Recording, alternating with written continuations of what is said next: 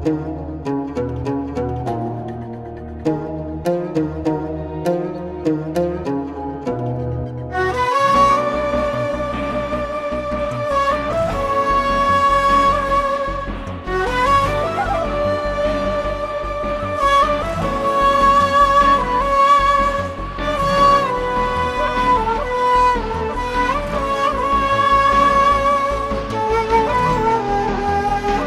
علیکم تربیتگرندگان عزیز، آموزگاران، مربیان و مهمانان عالی‌قدر.